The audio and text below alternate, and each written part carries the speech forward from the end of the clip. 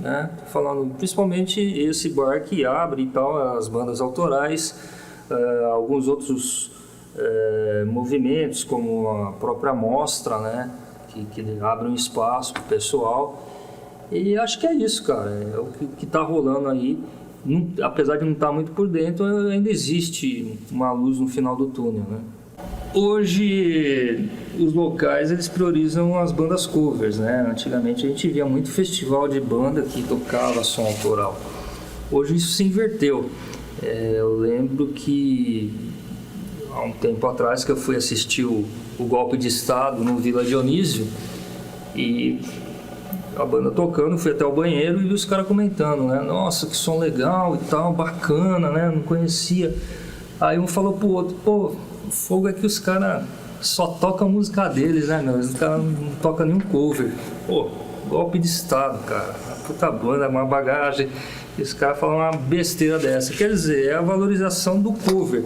Hoje o pessoal vai pra ver não a tal banda, fulano, não, eles vão ver pra ver a banda cover do Guns N' Roses, a banda cover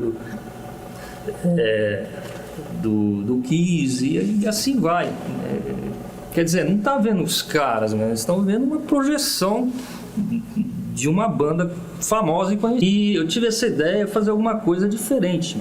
Não sei se está dando muito certo, cara. Sinceramente, hoje no Brasil é complicado. Até bandas de renome, de heavy metal, a gente vê que os caras desanimam, né? Mas temos ideias, talvez ir um pouco mais pro lado do brega, nem tanto misturar, né? O heavy metal, o rock and roll. Mas, cara, sinceramente, o pessoal fica meio perdido. Eu acho que o resultado assim do disco ficou legal, mas em questão de aceitação eu acho que não. Mas acho que o que mais desvirtuou assim não foi nem a questão do grunge ou desses outros estilos, mas o tal do emo, principalmente aqui no Brasil, né? Isso eu acho que avacalhou bem e é a falta de referência, né? Porque aquela molecada se apega naquela moda e para eles só escuta aquele tipo de banda, e é o que acho que mais deturpou assim o metal, o som pesado, foi essa moda aí do emo, que agora já passou, mas estamos numa fase musical talvez acho que até pior. É uma banda que não é daqui exatamente, mas de Mirassol, mas tem membros daqui, a Shotdown, acho uma banda muito boa. A banda que ganhou o Planetal Rock é uma banda que começou muito bem, a ODN. Eles vão lançar o disco simples, né? A gente tem tecnologia suficiente para gravar aqui algumas coisas. Então, no disco novo, por exemplo, o Montanha gravou o baixo aqui. A bateria a gente gravou em Bebedouro. Quer dizer, é tudo interior, então a gente não precisa... Às vezes o custo de você ir para São Paulo, ficar num hotel, o custo-benefício não é tão grande. Vamos fazer uma turnê de tantos shows. Tá bom, a gente sai, faz a turnê e volta para cá. Eu acho que é muito legal. Uma das coisas boas de você poder viajar, é você poder voltar para um lugar que você gosta. E eu particularmente gosto muito assim daqui, de Rio Preto. Acho o ar bom, acho, sei lá... Eu lembro que quando o disco tava para sair, a gente sentiu assim que não pertencia mais a gente, sabe? Tudo que a gente tinha feito não era mais nosso, assim.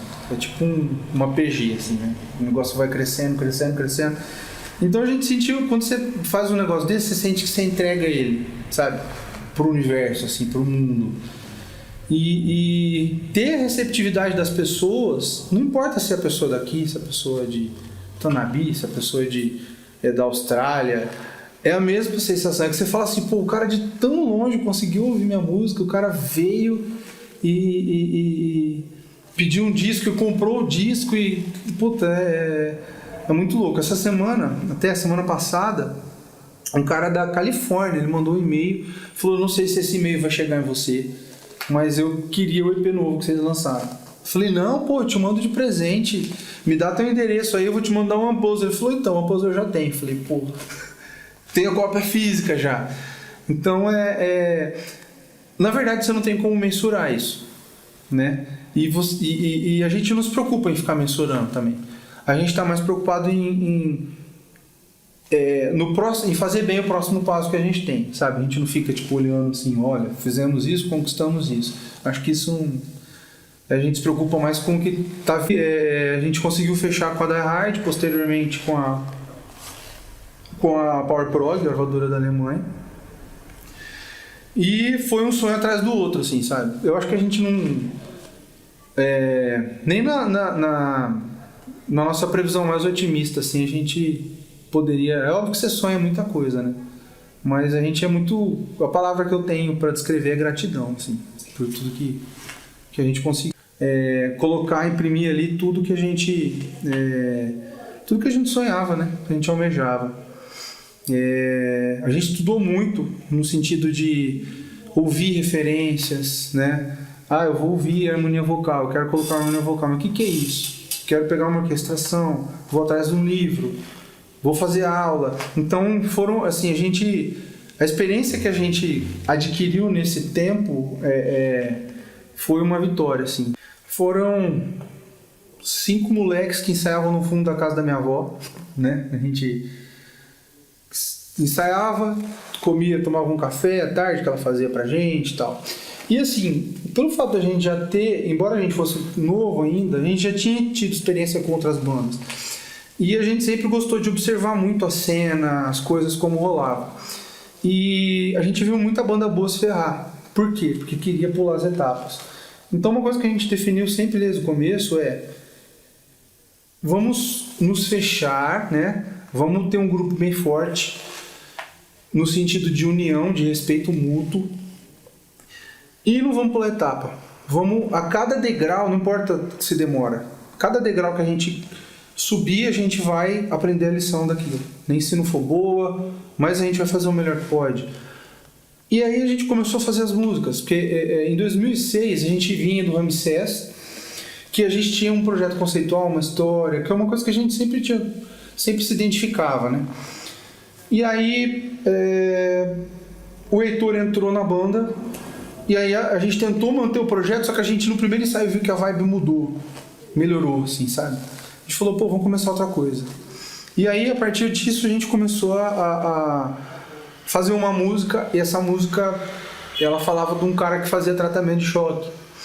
E aí a gente falou, esse cara podia estar conversando, podia ser um quadro, e esse cara conversando. Então vai dar o ponto de vista do cara do choque e do cara que está falando. E aí a gente fez essa música, e a partir dela surgiu o conceito do Unpuzzle. E essa música saiu, a gente não gravou ela. Então assim, ela serviu pra gente entrosar a banda. E aí foi surgindo, né? Foi a Radioactive, depois a gente fez a Treasures. E aí, de repente... um grande amigo nosso, o Neto, falou, cara, ele ouviu uma demo, a gente gravou um ensaio, na época a gente não tinha recurso, a gente colocou um microfone over e 158 e gravou, né? Aí ele ouviu a demo e falou, cara, vocês precisam de um produtor pra elevar o nível disso. E aí a gente não tinha todas as músicas, acho que a gente tinha ali umas 8, 7 músicas, assim, e um esqueleto do que veio a ser a Lake. E aí a gente entrou em contato com um produtor de São Paulo, depois entrou em contato com outro, e aí um respondia, o outro foi meio, não vai rolar, o outro era muito caro. De repente, esse nosso amigo, o Neto, indicou o Gustavo. Falou, cara, o Gustavo é fodido e é um cara bacana. Aí eu entrei em contato com o Gustavo, ele falou pra gente combinar, falou, não, vamos combinar de vir pra cá, tal, vocês vêm pra cá, a gente arma uma reunião. Aí a gente armou tudo, trabalhou um pouco mais das músicas, 6 meses depois a gente estava lá e já estava combinando de começar a gravar, assim. A gente voltou lá daquela reunião, tipo assim, cara, a gente saiu de uma cerca, sabe? A gente estava num espaço pequeno e agora a gente sentiu que a gente pulou essa cerca. E a gente sentiu que tinha que investir. Mas, cara, foi penoso, assim, porque a gente era moleque pra caralho, né? Então, em termos de postura, né? Então foi um divisor de águas, foi uma prova de fogo. Eu acho que todo mundo ali na banda pensou que Elder King eu achei bem legal. Acho que o Maestric foi uma banda que chegou mais longe, assim. aqui em Rio Preto. Eu não estou também dizendo no underground, lógico, todas as outras bandas ao seu modo ralaram bastante e tal, mas o Maestric tá fazendo uma coisa que já, se fosse Fogo de Palha, já teria sossegado um pouco. Então eles estão fazendo um trabalho muito bacana, não é muito minha praia, mas eu acho que eles estão caprichados. E o Putrefaction tá pra voltar pra fazer um barulho só, mas nada oficial ainda, mas a gente vai voltar a ensaiar em breve. Mesmo porque também todos os meus amigos da época, tá todo mundo sossegado, um ou outro tá tocando, né? Um ou outro sai de vez em quando pra tomar uma cerveja, mas a grande maioria tá dentro de casa, ouvindo o som dentro de casa. Com essas redes sociais de hoje, eu vejo meus amigos direto postando capa de CD com cerveja do lado, mas em casa. Tô em casa tomando uma sossegada, ouvindo o som, só isso. Eu não fugi disso, né? Eu tô na mesma coisa, no mesmo barco, né? E eu também não tenho curiosidade pra saber como que tá hoje, não. A não ser, né, sei lá. Eu não tenho curiosidade, não. Eu tô ouvindo meu som em casa quietinho, vou voltar acabando porque eu gosto de tocar, mas não vou voltar com responsabilidade. Vou voltar porque eu gosto, porque eu sinto falta, né? Meu dedo tá atrofiando já. Eu preciso tocar, entendeu? Mas é por diversão, não vou voltar com aquela paranoia, não. Mas também não tô preocupado com como que tá a cena de hoje em dia, não. Curti a época boa, sabe? Eu poderia, se eu fosse um pouquinho mais velho, eu teria curtido o começo dos anos 80, que foi, né, o auge, mas pelo menos eu peguei o finalzinho e os anos 90 inteiro. Pra mim tá bom, vivi uma época. O comparativo que há hoje, assim, é o advento tecnológico com a emoção da época, né? O advento tecnológico, todo mundo tem acesso, a emoção acabou, né? E eu não vejo muita graça nesse sentido, porque me parece que há uma cegueira, um daltonismo da perspectiva com a qual quem quer criar esse tipo de música tem colocado isso. De 80, a dificuldade tamanha é que externalizava um pouco dessa questão da inocência, né? Aí você pegava lá aqueles releases todos feitos à mão, tinha uns que eram horríveis, mas tinha um que tinha uma parte plástica, assim, de contexto filosófico, né, explícito, etc e tal, ali dentro, muito bem feito, né, para ser duplicado.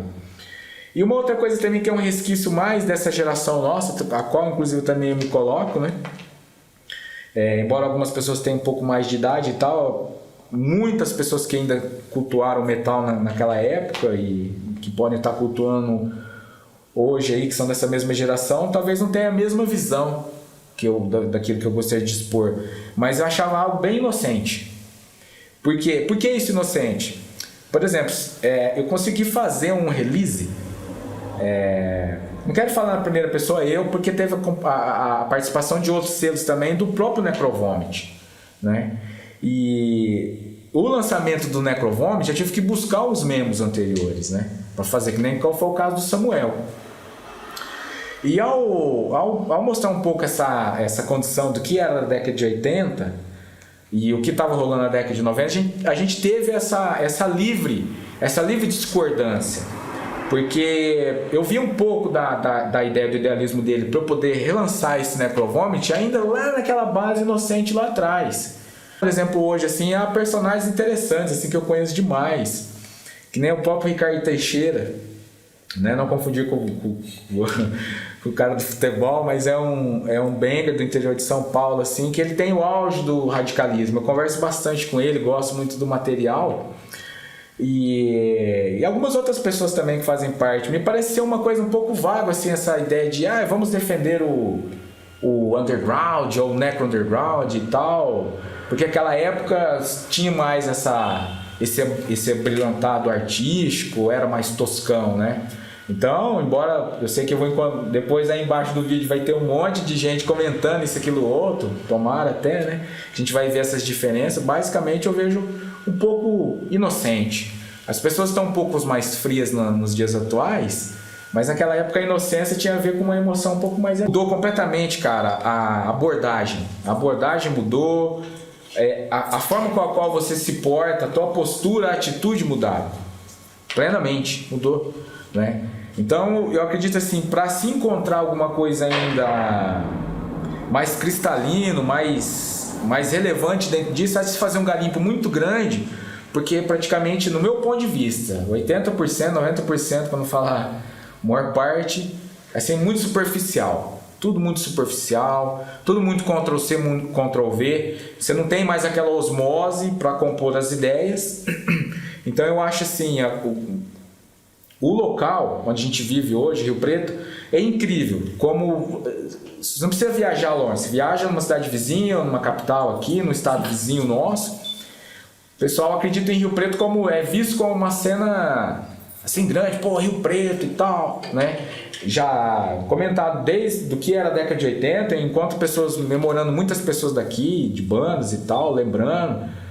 Mas eu que tenho uma residência aqui, trabalho fora e tal, eu não enxergo a coisa dessa forma.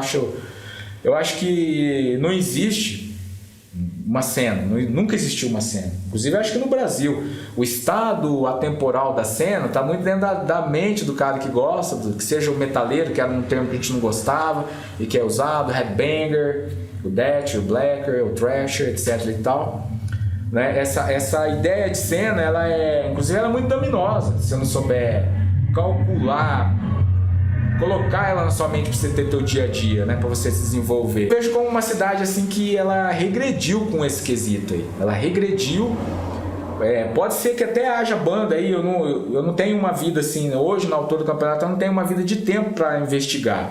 Mas se tivesse bandas de Rio Preto assim, sei lá, fazendo atividade, tocando, que seja até no Brasil ou no exterior, com trabalhos mais visíveis, a gente poderia ter uma visão, mas eu não vejo, para te falar a verdade, eu não sei quais são as bandas que estão tocando em Rio Preto. O que está acontecendo? Eu não sei, assim, a gente sabe que pessoas, amigos, se reúnem com outros amigos e tal, para poder estar tocando, né? A própria banda que eu toquei, não sei se ela está em atividade, não sei, as bandas antigas, que nem o Pop Imperial Doom, eu sei que o Tião, ele vive aqui numa cidade vizinha, que ele tem o Barra Beds, ele está produzindo um disco novo. Conversei com o Rangel algum tempo atrás, ele falava que um dia gostaria de voltar à banda, que voltaria e tal, né? Então, hoje assim eu vejo o espaço um pouco, gostaria que o espaço que fosse diferente, pretendo lutar por um espaço e reunir em 2017 aí, talvez shows menores, ou até mesmo uma Avalanche, é uma ideia, né? Então, tá bem viva, tem chegando outras pessoas apoiando, eu acho que até só tem aí pelo menos quase 7 meses que eu tô com essa banda nova, que chama-se Bellicose, e ela tem uma formação já estável, né? Que é um baterista da cidade de Votuporanga e um guitarrista da cidade de Tanabi. A gente já está compondo a segunda música já, e a tendência no início do próximo semestre é já tá gravando inicialmente duas músicas até o final do ano agora, que essas que já estão praticamente prontas, junto com um videoclipe que vai ser o lançamento de uma música junto com o vídeo, que é o formato que eu acredito que seja o formato mais do presente momento para se mostrar o idealismo dessa banda, né? E em 2017 então completar o EP, né, que vai se chamar Hell Necromantism, né? E a gente teve uma adição até, essa aqui é um furo, até eu estava trocando ideia com o Velano ali a respeito disso. Ontem o Júnior aderiu à banda. Então agora a banda é um quarteto, né? Então a gente vai passar um processo sistemático ainda e tal, que não era uma edição que ele estava a fim de fazer. Mas vamos ver o que vai acontecer nessa decorrência aí com ele, né? Porque eu não queria mais tocar como trio. A banda ela se solidificou como trio, né? Mas a ideia de ter um quarto guitarrista para se fazer um som mais diferenciado, assim, mais coeso, é como quarteto, né? Então é uma coisa bem recente agora, e próximo final de semana ele vai visualizar o ensaio para ver se é isso mesmo que ele vai querer, né? Então seria isso aí, né, para 2017, um pouco dessas atividades aí. Tem um selo também que eu esqueci de falar, que sempre lancei alguns bootlegs assim, limitados de 100, 200, tô tentando estruturar ele também com o baterista da minha banda. Ele tá cuidando de algumas coisas disso aí, ele tem um tempo mais hábil para fazer isso, ele tá mais de cabeça com música, ele tem um estúdio, é 24 horas envolvido, o pai gosta, a família também tem apoiado bastante. Então isso começa a ganhar um corpo maior, mas ela ficou bastante tempo.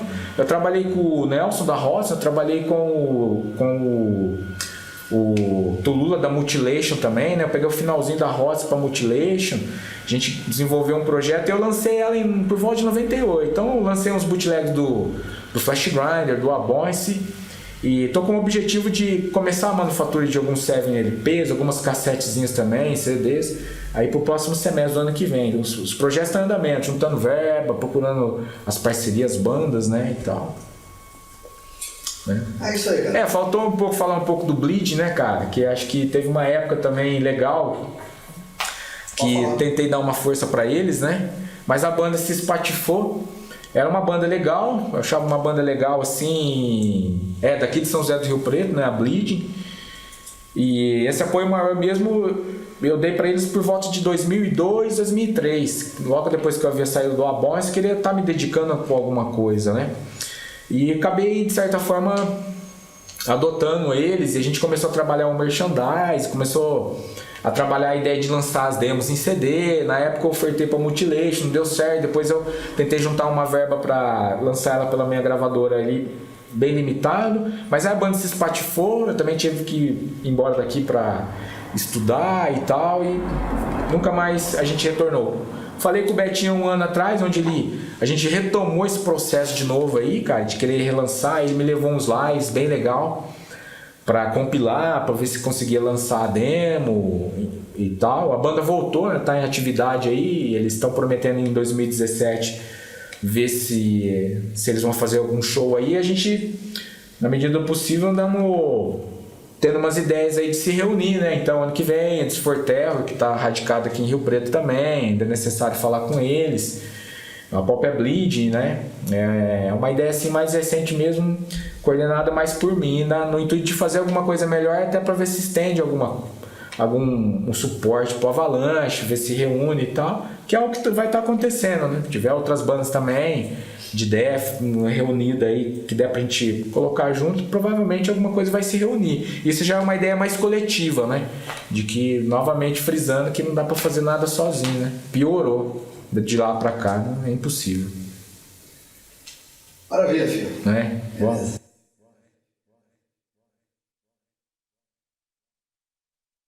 E tipo assim, vi que tinha banda, que tinha gente tocando, mas não tinha rolê. Tipo, os caras não tocava, tipo, ficava com a banda na garagem, tinha muito pouco evento. Então eu pensei, tipo, em juntar a galera assim, trocar uma ideia com todo mundo pra tipo, voltado pra cena mesmo, pra fazer o rolê, pra divulgar trampo de banda e tudo que se diz respeito ao metal underground, né? Só que mais focado em autoral, né? Tipo, a gente tem muito espaço pra banda cover aqui, infelizmente, pra nós e felizmente pra quem toca banda cover, né? Mas pra autoral o negócio sempre foi mais complicado. Então eu achei bem pertinente correr atrás desse aspecto. Não que assim, tipo, eu não compacto com cover e quem toca cover pra mim tem que correr. Não é nessa linha de pensamento.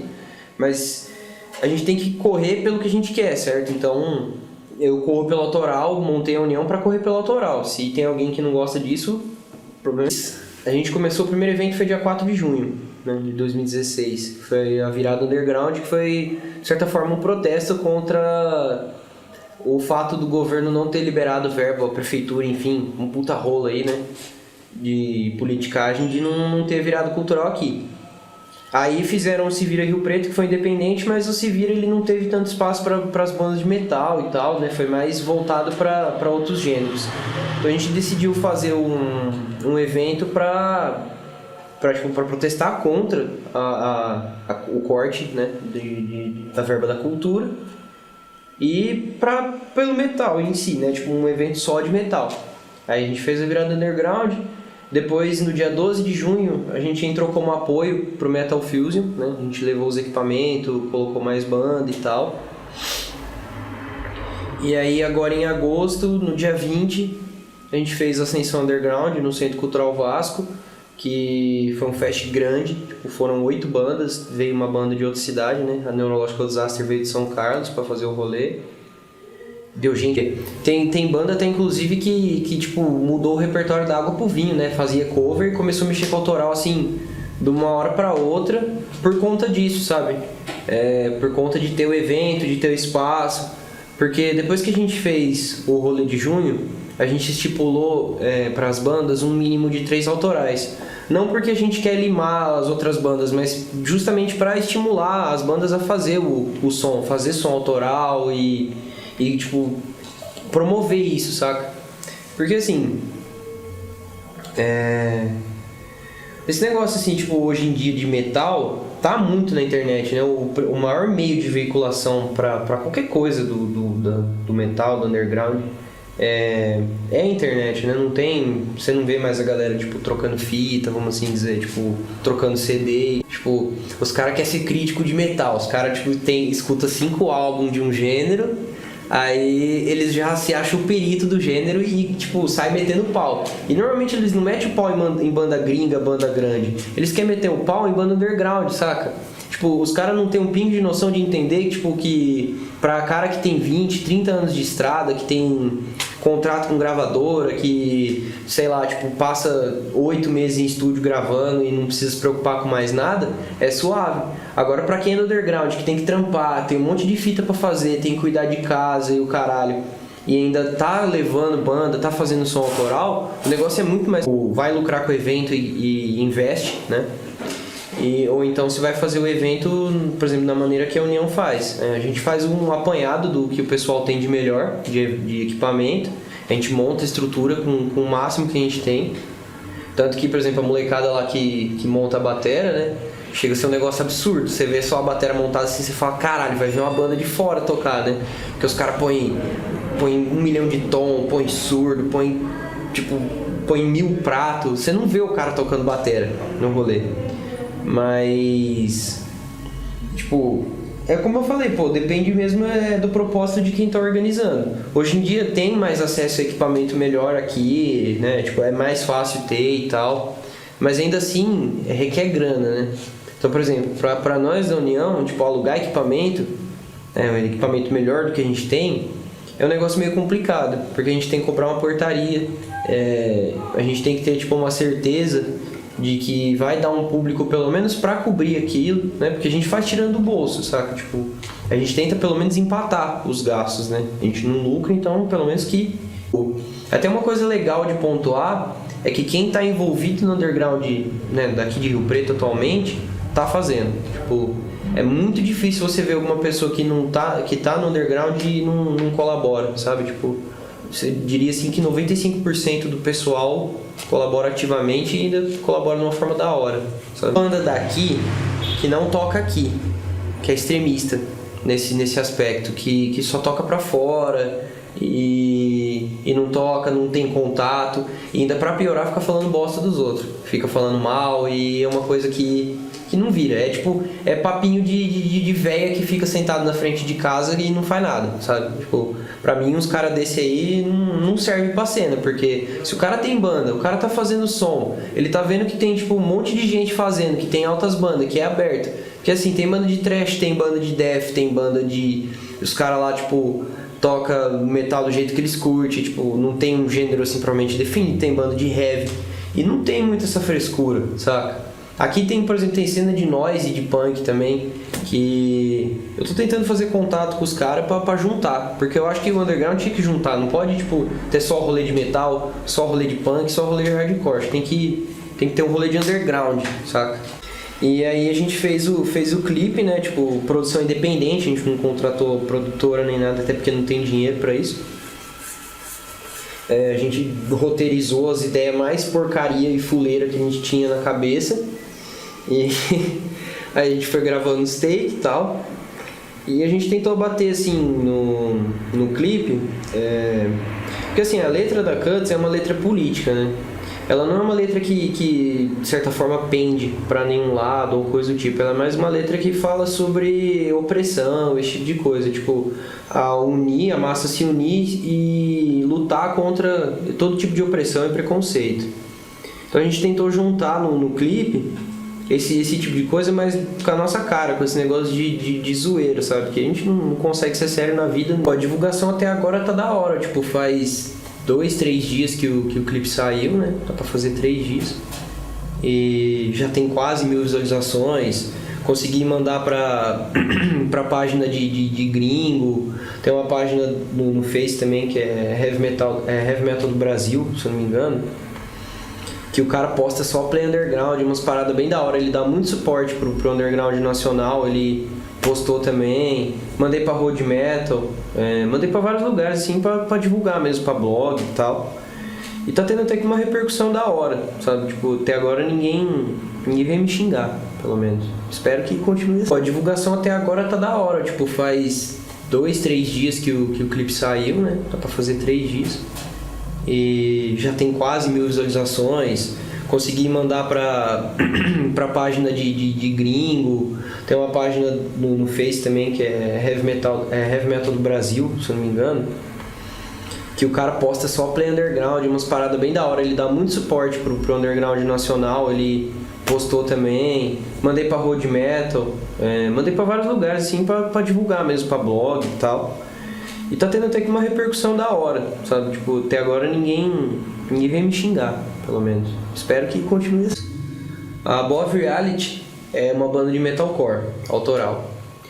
A Amnesty é uma banda que eles se intitulam, pelo que eu sei, Infinite Metal, porque eles têm várias influências, então eles fazem vários sons assim dentro do metal, mas eles não tentam se prender a um gênero especificamente característico, e as músicas dos moleques são fodidas, inclusive.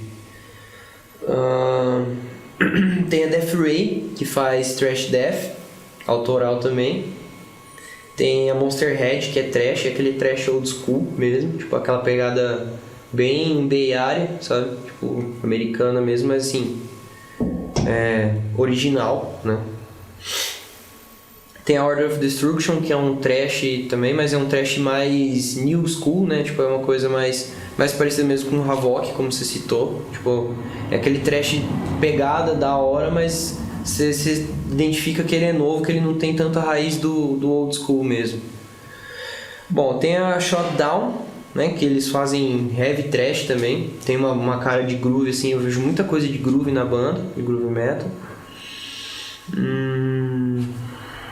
Bom, tem nós, né, que é heavy old schoolzão mesmo, farofa. Tem a Lazy Jane, que tá fazendo grunge, né, tá dentro do underground também, mas o som delas é tipo um rock and roll, assim, um negócio meio de grunge. Deixa eu ver quem mais que tem. Cara, de bandas que mexem com autoral, tem a Lamúria. A Lamúria, eles fazem um death, mas o death deles é um death mais novo também. Não é um death puxadão pro old school, sabe? Tipo, lembra muito assim algumas coisas de deathcore, saca? Não é do... E tem a Nevasca também, que tá mexendo com autoral, que é das antigas, né? Mas tá ativo também. Eles estão mexendo com, acho que com heavy.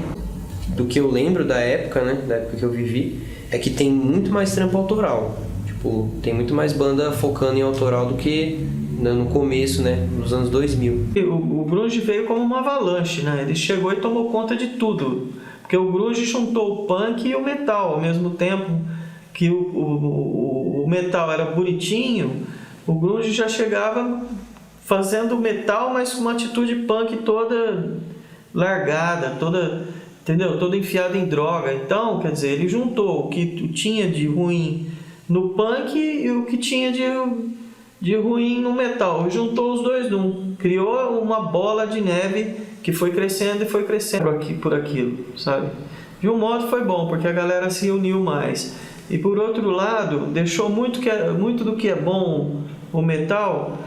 Eu acho que o metal ainda sobreviveu muito daquela época, porque tinha gente que sempre considerava o metal, não tinha como fugir daquele conhecimento, né? Comparando com hoje em dia, que hoje em dia você quase não encontra metal. Apesar de você ter tantas opções, nem sempre você consegue ouvir um disco de metal, né? É muito difícil. As pessoas hoje pegam um disco, olha, que legal, mas não quer saber. Ele só vai ouvir alguma coisa ou conhecer alguma coisa quando ele tem uma referência de um amigo e tal. Então eu acho que foi meio que foi uma bomba que estourou e os estilhaços foram para todos os cantos. E hoje a gente está catando um estilhacinho aqui, outro. O selo Mostra, ele foi criado para resgatar espaços para as bandas que não têm esse espaço em Rio Preto, para que elas possam mostrar o seu trabalho, seja ele qual for, autoral ou não. A intenção é que a gente crie espaços permanentes de cultura para a música.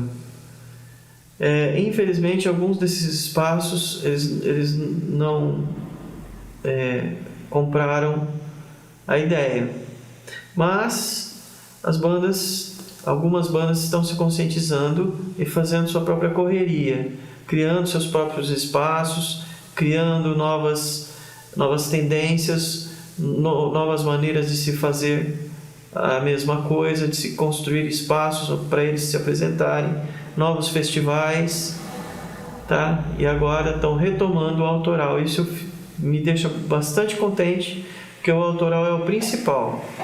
Mas tem que ser sempre estar ligado com a educação e com a cultura, para poder ficar cada vez melhor. Não podemos desenvolver a música sem estudá-la, né? Sem ter referências. Então temos que buscar referências as melhores que pudermos. E essa é a finalidade da mostra. Cada vez que a gente vê um garoto fazendo um festival, ou uma banda tocando em algum lugar, ou um empresário fazendo um festival, dando seu apoio às bandas, principalmente as bandas que não têm espaço no circuito de Rio Preto, só me deixa feliz e satisfeito com o meu. Os anos 80 é sem igual em termos de atitude, né? Sobrava atitude, sobrava união. E nos anos 90 já começou a ficar as pessoas mais desunidas, eu disse que me diz, uma conversinha mole, coisa que não devia ter no movimento, né? Ficou muita máscara, bandas querendo ser umas melhores que as outras. Esse foi o cenário dos anos 90. Apesar disso, foi o boom do death metal e a cena extrema de Rio Preto foi lá no auge, teve muito bom para o pessoal que toca no extremo punk, hardcore até o extremo black